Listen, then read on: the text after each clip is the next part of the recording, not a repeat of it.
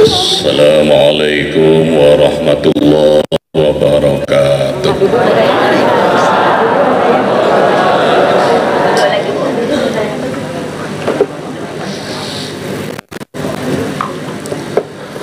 Bismillahirrahmanirrahim. Alhamdulillahi rabbil alamin.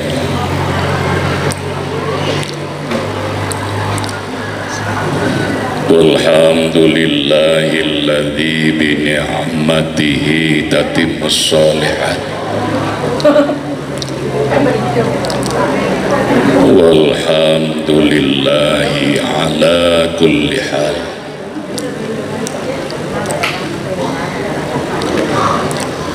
Assalatu wassalamu ala sayyidina Muhammadin wa ala alihi wa ashabihi ajma'in, amma ba'du.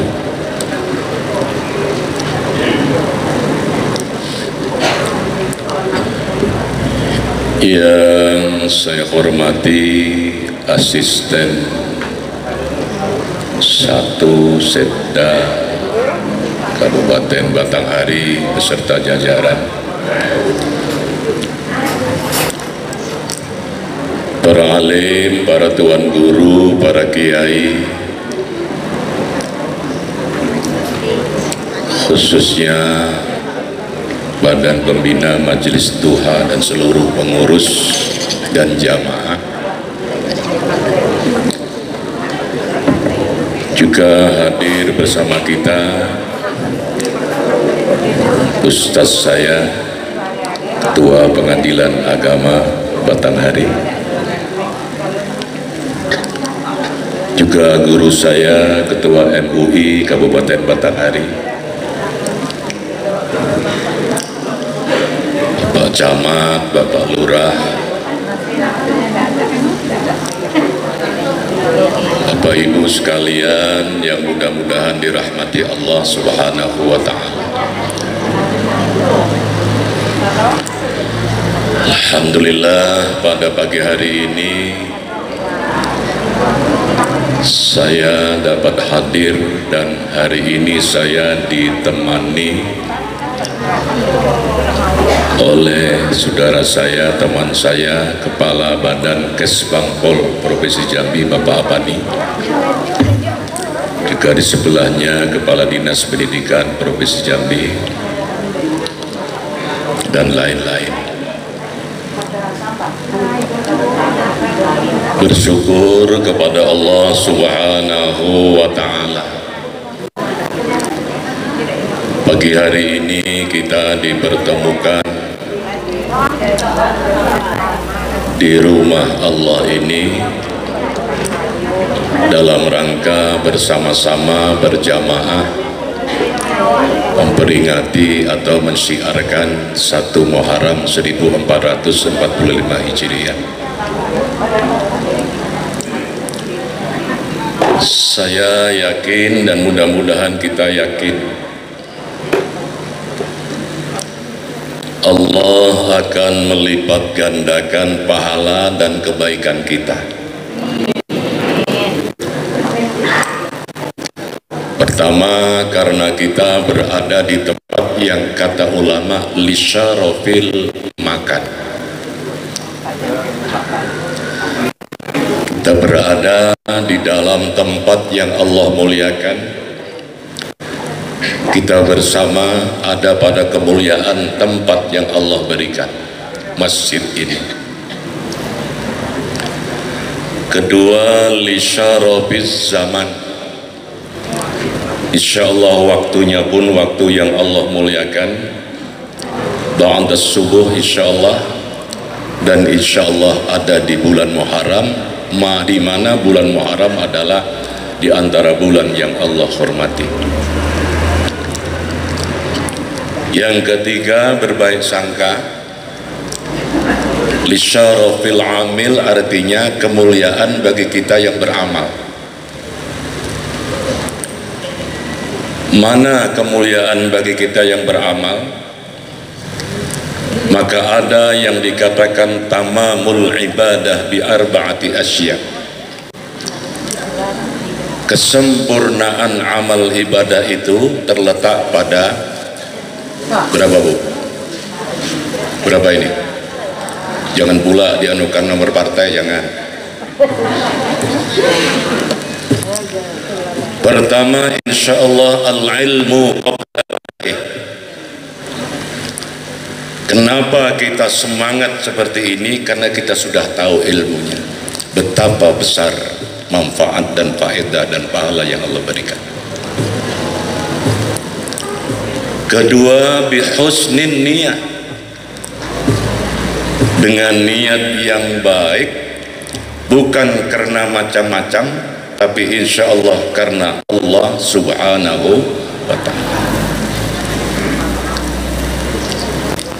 Ketiga adalah sabar, dan keempat adalah kuncinya ikhlas, tidak karena siapa-siapa. Amin ya Rabbal. Bapak Ibu sekalian, mohon maaf saya tidak ceramah, pidato lah, sebab sejak jadi wakil gubernur pidato saja. Mohon maaf guru ya. Kita alhamdulillah berada di awal Muharram 1445 Hijriah. Sering orang katakan kelihatannya umur kita bertambah, hakikatnya hatta umur kita berkurang. Betul Pak? Saya ulangi, zahirnya umur kita bertambah, tapi hakikatnya jatah umur kita berkurang. Andaikan umur Abdullah Sani ini dijatah oleh Allah 100 tahun. Kepanjangan, kependekan?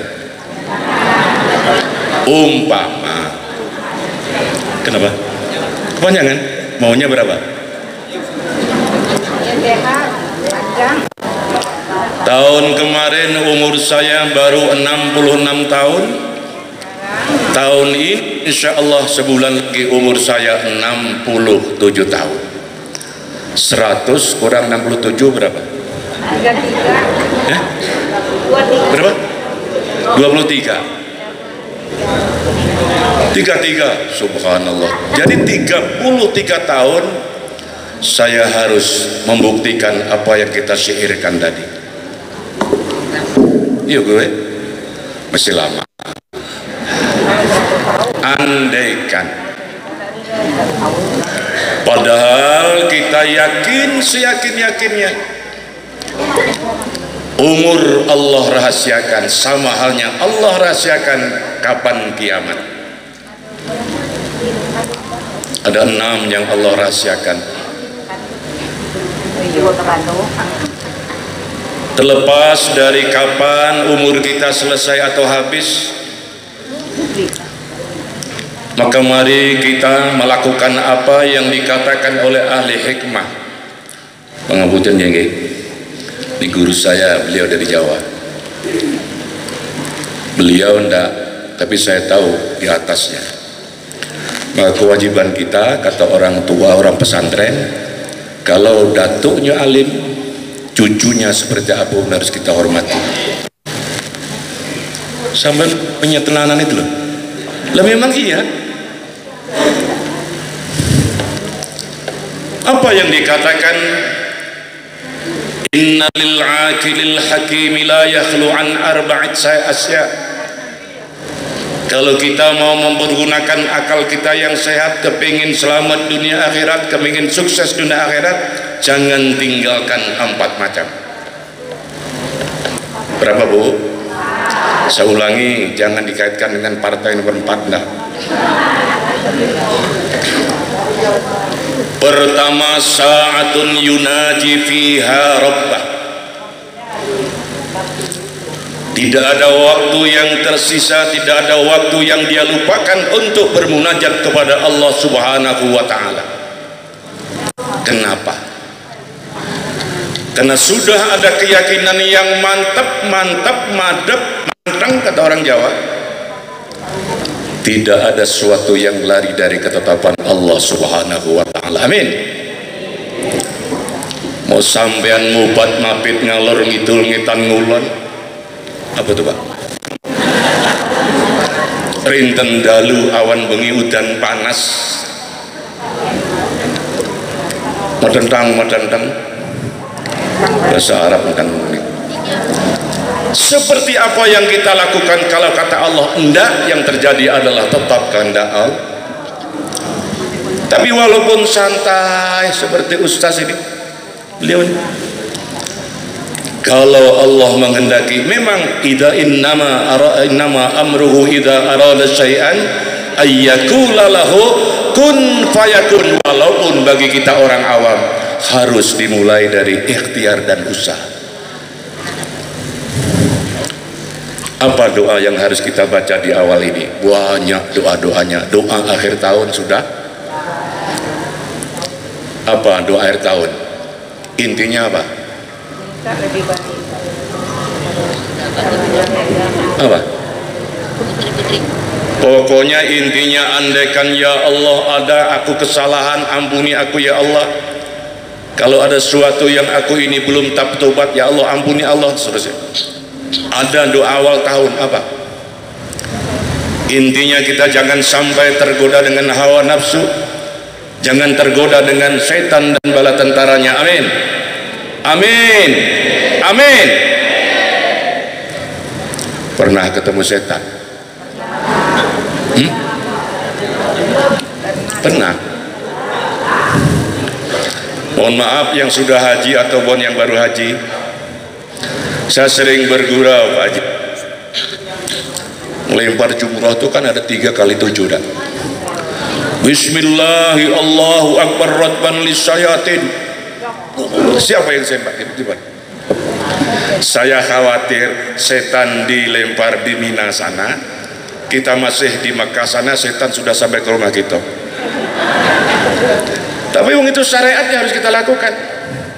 Maka yang lebih berat daripada setan yang kita lempar itu adalah setan yang bentuknya 7 penyakit hati yang ada dalam sini. Maka setan bergurau, mohon maaf, yang melontar jumrahnya dia pas sempurna, insya Allah 7 penyakit hati berangkat masih hebat-hebatnya, pulang lunak. Belum berangkat haji dia sombong setengah mati, pulang ke rumah tawaduk setengah mati. Belum berangkat haji dia kikir setengah mati, begitu pulang haji loman. Loman itu bahasa Jepang. Dan seterusnya ada 7. Oke? Yuk kita berdoa. Allahumma ya muhawwilal ahwal hawwil halana ila ahsanil hal. Ya Allah yang mampu merubah-rubah keadaan, rubahlah keadaan kami ini menjadi atau kepada keadaan yang lebih baik. Amin ya Rabbal. Saya mau nanya, baik mungguwe sinten? Baik menurut siapa? Siapa Bu? Kalau baik menurut selera saya belum tentu baik menurut, tapi kalau baik menurut Allah pastikan membawa kebaikan kita dunia sampai akhirat. Cuman kadang-kadang baik-baik penyakit hati tadi itu, tamak bin rakus juga penyakit, mudah-mudahan kita hindarkan. Pas sekalian yang saya hormati, mudah-mudahan Allah merubah kita keadaan yang lebih baik, sehingga insya Allah kita tidak tergolong orang yang celaka. Mana orang yang celaka? Yang hari ini lebih jelek daripada kemarin, urusan dunianya apalagi urusan akhirat. Tahun kemarin masih rajin sholat ke masjid, tahun ini jangan-jangan kena saya dewe ini. Nah, Bu ketawa Pak Asisten ngejek saya. Iya Bu, jangan-jangan kena saya dewe ini termasuk Pak Asisten dah. Dulu sebelum jadi wakil wali kota, wakil gubernur, ke masjid rajin. Sekarang ke masjid Jumat pun orang sudah alhamdulillah, itu saja. Kena dewe, maka bisa ngomong. Tapi doakan mudah-mudahan itu bukan menjadi terjelek. Kenapa Pak? Iya. Mohon maaf, tidak percaya tanya beliau tuh. Sebelum jadi wakil gubernur, wah, di sab pertama, begitu jadi wakil gubernur orang sudah khotib alhamdulillah, barulah di depan pintu tuh. Nauzubillah min zalik. Mudah-mudahan tidak tergolong ke sana. Walaupun saya sadar hal itu kurang. Yang kedua, paling tidak mudah-mudahan tidak merugi. Siapa yang merugi? Tahun kemarin sama baik dengan tahun ini. Tahun depan sama baik dengan urusan apa? Utamanya urusan ibadahnya kepada Allah Subhanahu wa taala, utamanya dalam hal soal ketakwaan kepada Allah Subhanahu. Mudah-mudahan kita menjadi yang beruntung. Dengan doa kita tadi, Allah merubah keadaan kita lebih baik, sehingga hari ini mudah-mudahan lebih baik dari kemarin, dan hari esok ke depan lebih baik dari yang sudah. Amin ya Rabbal Alamin. Apa dari doa? Setelah berdoa, yuk, suatu saat yang tidak boleh dilupakan oleh kita semua adalah yuhasibu fiha nafsah. Dalam keseharian yang semestinya tidak harus nunggu setahun dah, tidak harus nunggu Januari, tidak harus nunggu 1 Muharram, dia harus mengkoreksi diri sendiri, bertanya kepada diri sendiri, apakah saya ini tambah baik atau tambah jelek? Dan yang tahu adalah diri. Saya ulangi, yang tahu adalah diri. Maka hitunglah diri sendiri. Oh, ketemu jawaban, ternyata saya kayak saya tadi itu. Dulu rajin berjamaah di masjid, waktunya sekarang jadi pejabat malah kurang. Sampai ketawa ngejek nih Pak ya. Mudah-mudahan pejabat yang lain tidak seperti saya. Saya jujur, soal jamaah di masjid, maka saya tidak berani ceramah, ayo jamaah, tidak berani saya. Betul. Kalau ketemu umpamanya, oh saya kurang, catat. Oh ketemu saya lebih baik, sempurnakan kebaikan. Dan manakala ketemu yang tidak baik, cepat-cepat cari. Yamsi ila ikhwanihi alladhina yukhbiruna an uyubi nafsi. Selalu mencari, selalu menemui, selalu datang kepada orang yang ahlinya untuk bisa menjelaskan kekurangan kita ini. Pak Asisten jawab pertanyaan saya ini, yang nanya wakil gubernur. Pernah Pak Asisten nanya kepada eselon 4, saya main eselon 2 kan, saya tidak pakai eselon, saya tidak nanya ke eselon 4 staf bawahnya, dek, kira-kira selama saya jadi asisten, apalah kesalahan saya di ada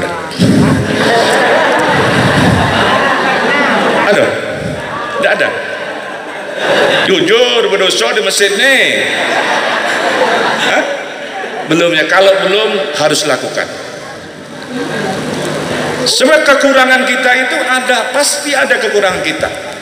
Dan jangan kira masyarakat awam pun, apalagi staf, apalagi jabatan, pasti dia satu sisi ada yang dia paham, kita tidak tahu. Bohong gitu, sempurna tahu tak? Belum menanya ya?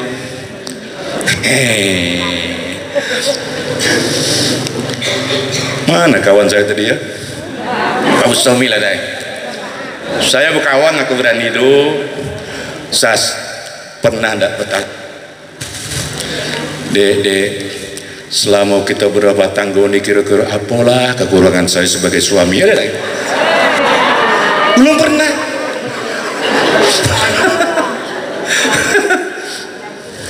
Ada Pak Lurah sini. Pak Lurah. Atau Bapak sebagai rakyat pernah tidak bertemu kepada Pak RT?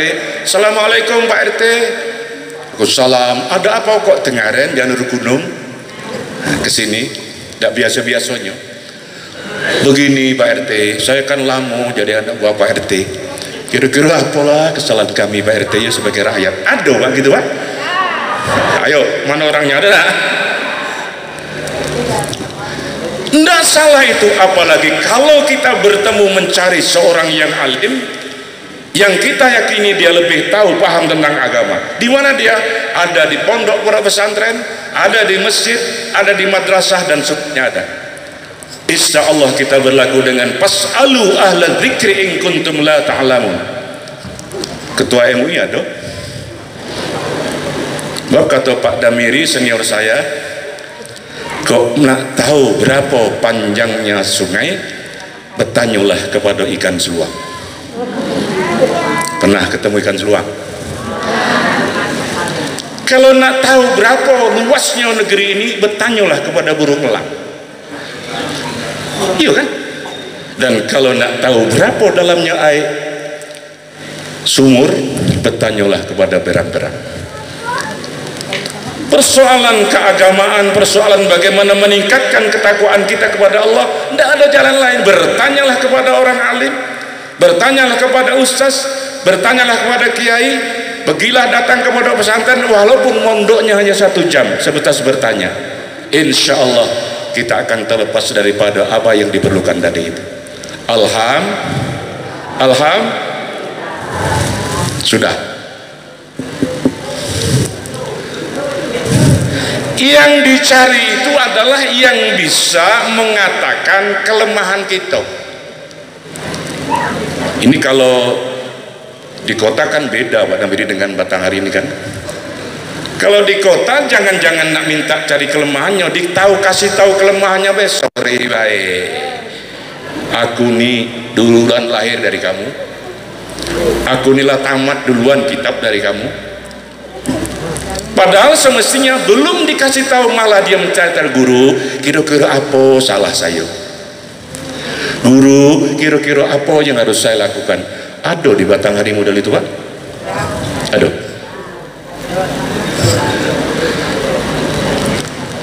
Aib sendiri.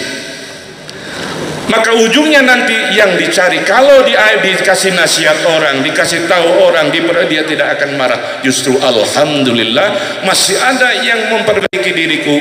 Insya Allah aku juga akan selamat kepada orang yang bereaksi. Betul Bu ya? Bu, Ibu pernah ngingat kesalahan orang lain?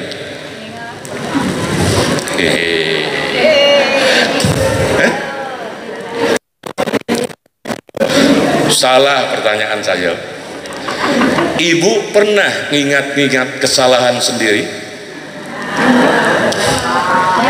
Mau saya kasih tahu rumusnya? Ingatlah kebaikan orang lain, lupakan kebaikan diri sendiri. Lupakan kesalahan orang lain, ingatlah kesalahan diri. Sudah gitu Bu ya? Memang hebat ibu-ibu di Sri Dadi ini, tidak pernah ngato-ngatoi orang lain Bu ya. Tidak pernah Bu ya. Udah alhamdulillah, itu yang baik. Kenapa? Kalau ingat kepada kebaikan kita sendiri terus, khawatirnya amal yang selama ini kita lakukan hilang karena muncul riya dan lain-lain sebagainya. Tapi kalau ingat kesalahan diri sendiri, pastikan dia akan takut dengan azab dari kesalahan, lalu bertobat, bermohon ampun kepada Astaghfirullah Rabbal baraya, astaghfirullah minal khataya, Rabbi zidni ilman nafi'an wafiqni amalan salihah. pertama soal tahun baru, intinya mudah-mudahan tahun baru lebih baik dari tahun ke. Soal apanya? Ya urusan dunia, utamanya urusan akhirat kita. Amin ya robbal. Yang kedua, tidak lepas dari urusan hijrah. Untuk lebih baik ke depan, maka mari termasuk saya hijrah dikit demi sedikit. Dari mungkin ada yang tidak baik, kita hijrah kepada yang baik. Tidak usah saya jelaskan lagi lah itu.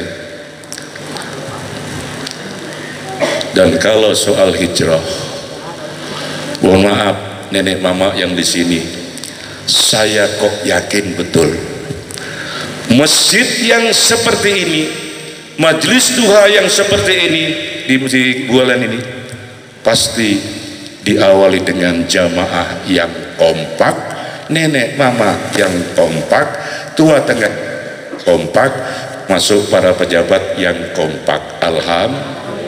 Kompak yang mana? Jangan tersinggung ya. Tidak ada istilah membeda-bedakan. Kau orang lama, kamu kan orang baru. Tersinggunglah kalau ada. Ada. Kau orang lama kok, dia orang baru tuh, pinggir.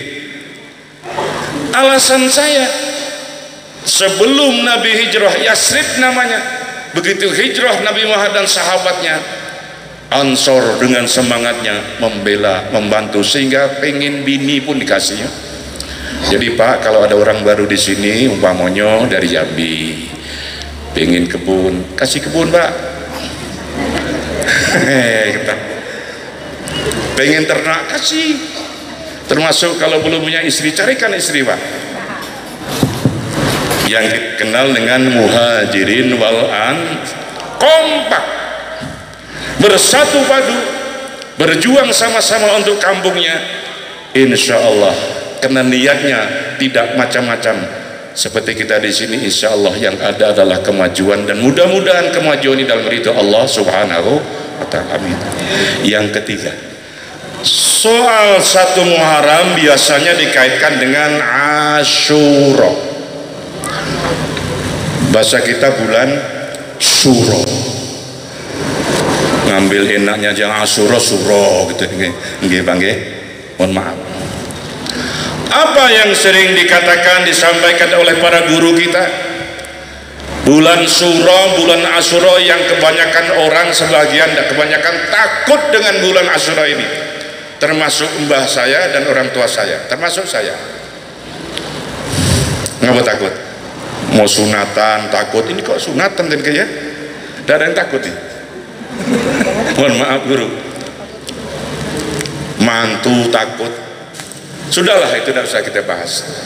Tapi di sana sebenarnya adalah satu momentum penting dalam kerangka perjuangan umat manusia, perjuangan bangsa ini yang dicontohkan oleh Allah lewat diaktualisasikan cerita Nabi. Laqad kana fi qasasihim la'ibratan liulil albab. Pernah dengar cerita Nabi Adam, Bu?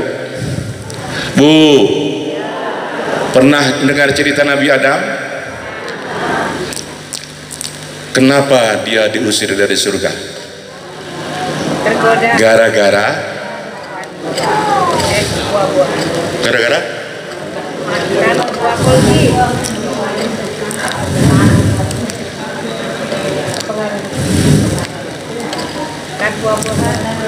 pernah dengar cerita Nabi Yunus? Kenapa sampai ditelan perut ikan? Karena dibuang ke laut. Kenapa sampai dibuang ke laut? Karena di motor yang besar, kapal yang besar, diundi kena Nabi Yunus terus. Tapi ada sebabnya. Ayo, Nabi Yunus dalam kisah hanya kesalahannya meninggalkan kampung, belum ada perintah Allah dalam dakwah. Dihukum oleh Allah Subhanahu wa Ta'ala dengan tatan, dibuang ke laut oleh nahoda kapal, terkam oleh ikan, masuk pada ikan gelap gulita. Nabi Adam, banyak kisah Nabi Musa, Nabi Yusuf, Nabi Ibrahim. Saya ambil 2 saja. Begitu Nabi Adam dikeluarkan dari surga, pernahkah Nabi Adam menyalahkan iblis? Pernah. Gara-gara iblis itulah, kurang ngajar iblis, aku dikeluarkan, aduh gitu. Atau Nabi Yunus pernah dia katakan, gara-gara nahoda kapal itulah saya dibuang. Awaslah kamu, ada. Kalau Nabi Adam katakan, ayo Rabbana zalamna anfusana wa illam taghfir lana wa tarhamna lanakunanna minal khasirin. Rabbana, ya Tuhan kami zalamna, kami aniaya anfusana terhadap diri sendiri. Dia akui dialah dengan istrinya yang zalim terhadap diri, tidak pernah nyalakan orang. Kalau Nabi Yunus, la ilaha illa anta subhanaka inni kuntu minadh dhalimin. La ilaha illa anta, tiada Tuhan kecuali Engkau ya Allah. Subhanaka, maha suci Engkau ya Allah. Inni kuntu minadh dhalimin. Dia katakan, maha suci Engkau ya Allah, sungguh aku tergolong orang yang zalim. Pertanyaan saya, Bu, saya tidak berani tangan sini. Ibu pernah ngatakan, ya Allah, ternyata aku orang zalim? Pernah? Tidak pernah? Pernah? Ada yang pernah, cuma satu orang kan? Serius Bu? Ada masalah kena marah suami, ya Allah memang aku yang zalim ya Allah, ada? Nah, ayo Pak, pernah Pak? Begitu kita sedang ini, suami merengut aja ke di rumah, ada Pak? Ya Allah memang aku yang zalim, ada? Oh, suatu saat kena musibah atau apa, ya Allah ternyata aku yang zalim, dan kena kezaliman, oh ya Allah Engkau berikan yang tidak enak seperti ini. Pernah ngomong gitu? Saya ulangi, mari Pak, kalau belum pernah, saya pun belum lama guru seperti itu, karena saya juga belajar dengan guru. Oh ya belum lama, belum ada 20 tahun belum. Adam hanya satu kali salah, Yunus, Nabi Yunus hanya satu kali salah. La ilaha illa antanya ndak kehitungan dia baca. Nabi Adam, Rabbana zalamna anfusana, dengan taubat beliau bukan setahun, 2 tahun, 10 tahun, 20 tahun. Kita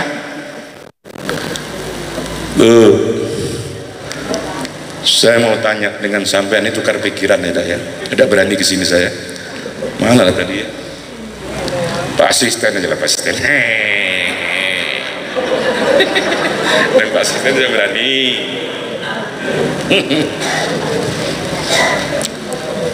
Pak Asisten, pernah ndak antum zolim terhadap diri sendiri? Ngomong nggak pernah, ayo saya laporkan bupati itu.